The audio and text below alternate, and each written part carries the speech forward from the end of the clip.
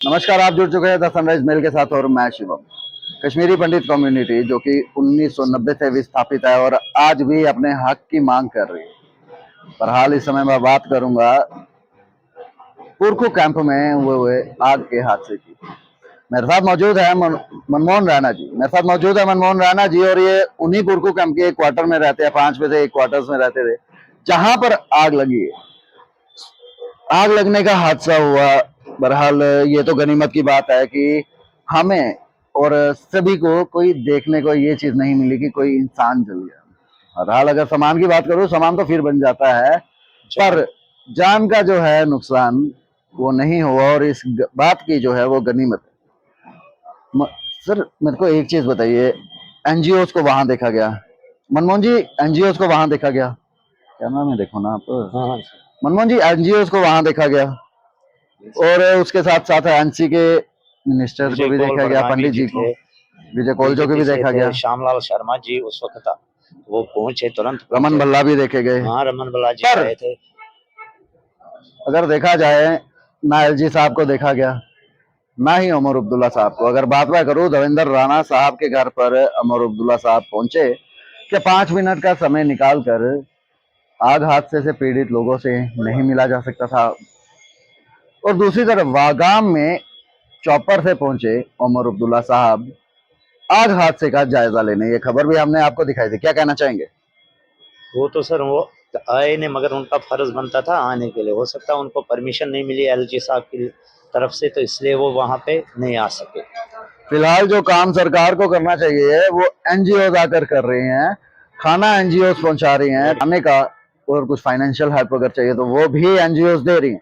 सरकार कहाँ पर है? सर सरकार की तरफ से हमें सिर्फ वही 30-30 हजार रेड क्रॉस की तरफ से, स्टेट की तरफ से जो डीसी था, डीसी साहब थे, उन्होंने हेल्प करवाई। डीसी नॉर्थ ने एक एनजीओ यानी कि रेड क्रॉस से हेल्प करवाई। पर अगर बात करूं मैं सरकारी फंड की, सरकारी फंड कहाँ पर है? सवाल सबसे पहला, अगर आप टैक्सेस काट रहे हो, चालान कर रहे हो, तो जो फंड इकट्ठा हो रहा है वो इन लोगों के लिए यूज क्यों नहीं किया जा रहा? क्या सिर्फ कश्मीरी पंडितों का नाम लेकर यूज किया जाना चाहिए और किया जा रहा है? हाँ सर, वो तो किया जा रहा है अभी तक।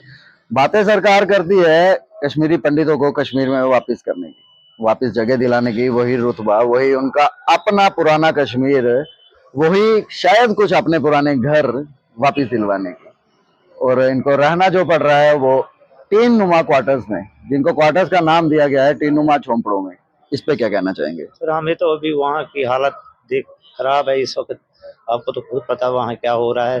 अभी तो हम एलजी साहब से रिक्वेस्ट कर रहे हैं कि हमें यहाँ पे ही बना के दीजिए क्वार्टर, या कहीं एडजस्टमेंट के जगती में, नगरोटा में, भूटा नगर में क्वार्टर्स है, पुरखू में क्वार्टर्स, उनमें हम 125 फैमिलियाँ जो है एडजस्ट हो जाएंगे। क्या जिन मैं माफी चाहूंगा, फिर से वही चीज बोलूंगा क्योंकि जो चीज है उसे बोलने में शर्म नहीं आनी चाहिए। और क्या उन टीनुमा क्वार्टर या झोंपड़ों में रहकर गर्मी निकाली जा सकती थी? सर कहाँ निकाली जाती? क्योंकि अगर जहां तक मैंने देखा एक ही क्वार्टर में एसी तो दूर की बात है, कूलर तक नहीं है। और सर्दी में टीन जो है वो ठंडी होती है और गर्मी में टीन जो है वो गर्म होता है। फिलहाल इनसे जानते हैं कि किस तरह से क्या आप गर्मी में मौसम निकाल सकते हैं वहां पे, और सर्दी का जो मौसम है उसकी बात की जाए। बरसात में देखो अब मच्छर ही मच्छर है।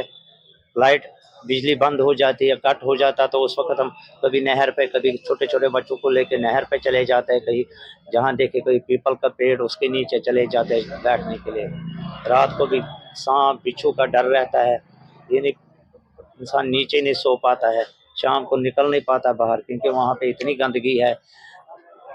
30 सालों से ज्यादा कश्मीरी पंडित अपना हक मांग रहे हैं। करीबन 34-35 साल हो चुके हैं। अगर 1990 की बात की जाए तो 34 साल, 2024 चल रहा है। और आपको बता दूं तब से जो कश्मीरी पंडित हैं वो अपना हक मांग रहे हैं। हर बार इनको यूज किया गया, हर बार इनका नाम किसी ठंडे मुद्दे को गर्म करने के लिए भी इस्तेमाल किया गया। हर बार आश्वासन दिए गए, पर जो आश्वासन है क्या वो पूरे हुए? मैं आप ही से जानना चाहूंगा। सर अभी तक कोई आश्वासन पूरा नहीं, अभी तक कुछ आश्वासन, कोई आश्वासन पूरा नहीं। ये भी मांग कर रहे हैं कि इस वक्त महंगाई का दौर है, थोड़ा रिलीफ हमारा बढ़ाया जाए, ताकि हम अपने 108 रुपए प्रतिदिन। हाँ सर, वो कुछ भी नहीं होता। आज किराया ही 100 रुपए लग जाता है। अगर सब्जी की बात करूँ, आलू प्याज की बात करूँ, जाता है 80 से 100 रुपए में प्याज आता है और 100 रुपए से शायद ज्यादा ही टमाटर भी मिल जाएगा। जनाब, प्याज टमाटर तो बन चुके, मिल गए, बट नमक मिर्ची कहाँ से आएगी और उसके साथ खाने वाली रोटी जो है वो कहाँ से आएगी, मैं आपसे पूछना चाहूंगा। सर वो तो है नहीं। अगर अब कहीं प्राइवेट काम होता था, आजकल काम भी कम है, मार्केट बिल्कुल जीरो हो गई है, फैक्ट्री में उतना पैसा नहीं मिलता है, तो कुछ ना कुछ रोजगार कहीं दिन लगाते काम करते तो उससे थोड़ा गुजारा हो जाता। बच्चों की पढ़ाई खत्म हो रही है हमारी। सबसे मेन मसला हमारा है बच्चों की एजुकेशन, क्योंकि 13,000 रुपये हम बच्चे कितने पढ़ा सकते हैं। घर की दवाई है, आज आपको पता ही है, बीमारी है, वो कौन सा घर नहीं जहाँ पे बीमारी नहीं है। बीपी है, हालात शुगर है, थायराइड की प्रॉब्लम है, हार्ट की प्रॉब्लम है, टेंशनों की वजह से। वो कौन सा कश्मीरी पंडित घर नहीं है जहाँ पे बीमार नहीं है कोई ना कोई घर का। हालात जगह के आप लोगों ने देख लिए होंगे।